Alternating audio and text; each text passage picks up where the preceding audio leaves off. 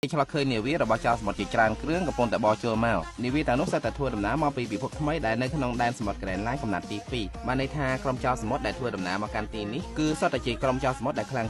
ហើយពួកគេទាំងអស់គ្នាគឺជាសម្ព័ន្ធមិត្តរបស់ Whitebeard ប៉ុន្តែគេបានឃើញនាវារបស់ Whitebeard នៅក្នុងចំណោមនាវាទាំងអស់នោះទេបន្តិចក្រោយមកទៅគេឃើញនាវារបស់ Whitebeard លោតចេញពីក្រោមទឹកទៅឈប់ចំពីមុខ Sengoku នាវារបស់ Whitebeard នៅពេលនោះមិនមែនមានតែមួយទេស្របទៅមានចំនួន4ហើយសុទ្ធតែងើបចេញពីទឹកដូចគ្នានៅពេលនេះកូនចៅខ្លាំងរបស់ Whitebeard បានមកជួបជុំគ្នាអស់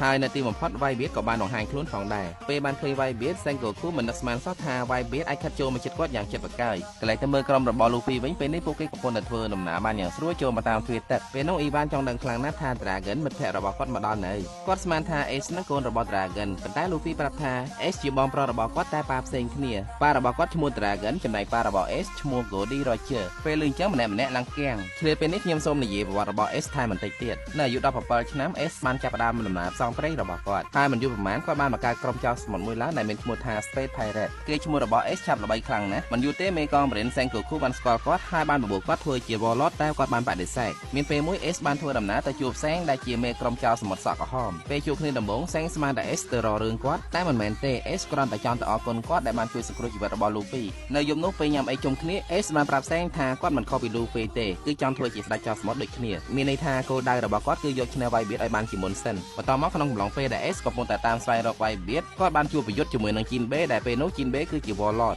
នៅពេលនោះពួកគេបានប្រយុទ្ធគ្នារយៈពេល5យប់5ថ្ងៃហើយលទ្ធផលចុងក្រោយគឺស្មើគ្នាក្រោយមកទៀត Whitebeard ដឹងថា Ace កំពុងតែតាមស្វែងរកគាត់ហើយដើម្បីកុំឲ្យ Ace ពិបាកគាត់ក៏មកជួប Ace តែម្ដងចាប់ផ្ដើមឡើង Whitebeard បានប្រើ Haki រុញកូនចៅរបស់ Ace ឡើងប៉ើងនៅពេលនោះ Ace បានប្រើភ្លើងការពារកូនចៅគាត់ហើយប្រើ Whitebeard ថាកូនចៅគាត់អត់មាននរណាពាក់ព័ន្ធទេគឺមានតែគាត់ម្នាក់ទេដែលចង់សម្លាប់ Whitebeard ការប្រយុទ្ធនៅពេលនោះ Ace ទៅមិនរួចជាមួយនឹង Whitebeard ទេតែ Whitebeard មិនបានសម្លាប់ Ace ទេព្រោះគាត់យល់ថាជីវិតរបស់ Ace មានតម្លៃខ្លាំងហើយគាត់បានបបួល Ace ចូលក្រុមជាមួយគាត់ប៉ុន្តែពេលនោះ Ace អត់យល់ព្រមទេបន្ទាប់មកពេល Ace ងើបពីស្លាប់គាត់នៅលើទូករបស់ Whitebeard បាត់ទៅហើយមេបញ្ជាការទី4របស់ Whitebeard ឈ្មោះ Tight បានមកស្វាគមន៍រាក់ទាក់គាត់មុនគេតែពេលនោះ Ace ឆ្ងល់ខ្លាំងណាស់ថាហេតុអីបានជាគេអត់ដាក់ខ្នោះគាត់ហើយ Tight បានប្រាប់គាត់ថាវាអត់ចាំបាច់ទេរយៈពេលក្រោយៗមកទៀត Ace តែងតែប៉ុនប៉ងចង់ធ្វើគៀប Whitebeard ពេលដែលគាត់កំពុងដេកលក់ឬក៏ភ្លេចខ្លួនប៉ុន្តែគាត់ព្យាយាមច្រើនជាង100ដងហើយនៅតែមិនទាន់បានសម្រេចទៀត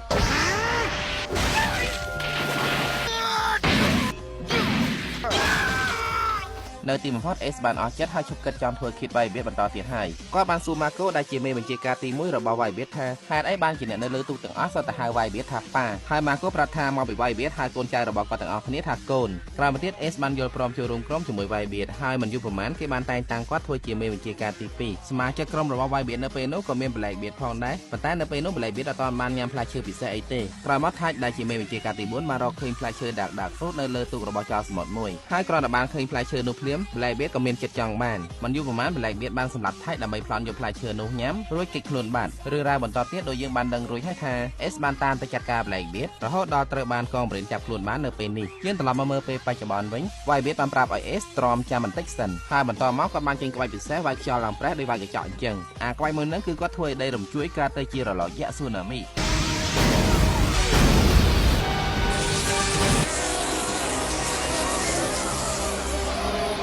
នៅពេលនោះដើម្បីទប់ទល់ Akechi បានប្រើក្បាច់តករបស់គាត់ធ្វើឲ្យរលកយក្ស Tsunami ទាំងនោះកកខ្លាយទៅជាតកបន្ទាប់មកគាត់បានចូលលំពេងតក4-5បាញ់សម្ដៅទៅកាន់ Whitebeard ប៉ុន្តែ Whitebeard មិនដឹងថាប្រើក្បាច់អីទេបែរជាធ្វើឲ្យ Akechi កកខ្លួនឯងទៅវិញហើយនៅពេលដែល Akechi ធ្លាក់ចូលទៅក្នុងទឹកសមុទ្រដែលនៅជុំវិញគាត់ក៏បានកកខ្លាយទៅជាតកផងដែរ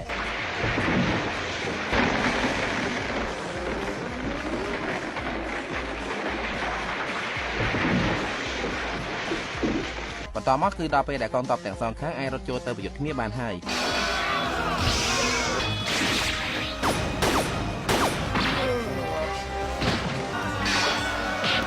នៅពេលនោះ Warlord ឈ្មោះ Hawkeye បានប្រើក្បាច់ព្យូដាពិសេសរបស់គាត់វាយសម្រុងទៅកាន់ Whitebeard ប៉ុន្តែកូនចៅរបស់ Whitebeard ម្នាក់បានយកខ្លួនទៅរងជំនួស